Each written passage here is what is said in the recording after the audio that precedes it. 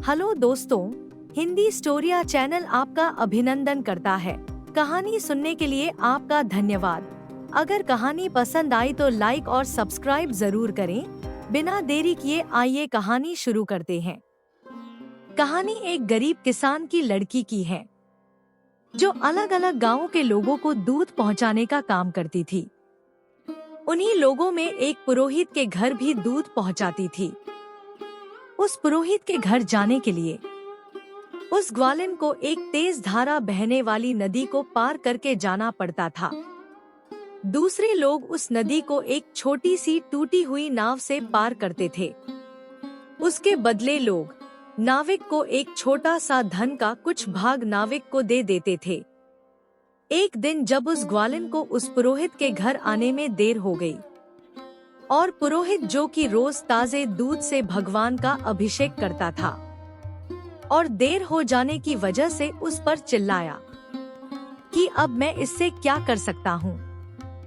उस ग्वालिन ने कहा कि रोज की तरह आज भी मैं सुबह ही घर से निकली थी, लेकिन एक ही नाविक उस नदी में नाव चलाता है और उसी नाविक के वापस आने के इंतजार करने की वजह से देर हो गई। उसे तब ये सुनकर पुरोहित ने गंभीर मुद्रा धारण करते हुए कहा कि लोग तो भगवान का नाम जपते हुए बड़े बड़े समुद्र पार कर जाते हैं, और तुम ये छोटी सी नदी पार नहीं कर सकती। उस ग्वालिन ने पुरोहित की इस बात को बड़ी ही गंभीरता से लिया और रोज उस दिन के बाद से पुरोहित को सुबह ठीक समय पर दूध पहुंचाने लगी। इतने सुबह सही समय पर ग्वालिन को आते देख पुरोहित के मन में उत्सुकता उत्पन्न हुई कि वो रोज सुबह समय पर कैसे आ जाती है। तो एक दिन वो पुरोहित अपने आप को रोक नहीं पाया और उस ग्वालिन के आते ही पूछा कि अब तो तुम कभी देर नहीं करती। लगता है नदी में और भी नाविक आ गए हैं।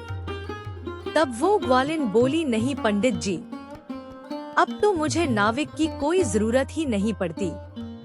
आपने ही तो उस दिन कहा था कि लोग बड़े बड़े समुद्र भगवान का नाम जप कर पार कर लेते हैं, और मैं छोटी सी नदी पार नहीं कर सकती। तो बस रोज भगवान का नाम जपते हुए मैं वो छोटी सी नदी अब बस 5 मिनट में पार कर लेती हूँ। लेकिन उस पुरोहित को उस ग्वालिन की बातों पर विश्वास नहीं हुआ। उसने कहा कि तुम उस नदी को कैसे पैदल पार करती हो, ये मुझे दिखा सकती हो। तब ग्वालिन और पुरोहित दोनों उस नदी की तरफ चल पड़े और वो ग्वालिन उस नदी के पानी पर पैदल चलने लगी। ये देखकर वो पुरोहित भी उसके पीछे पीछे नदी पर चलने लगा।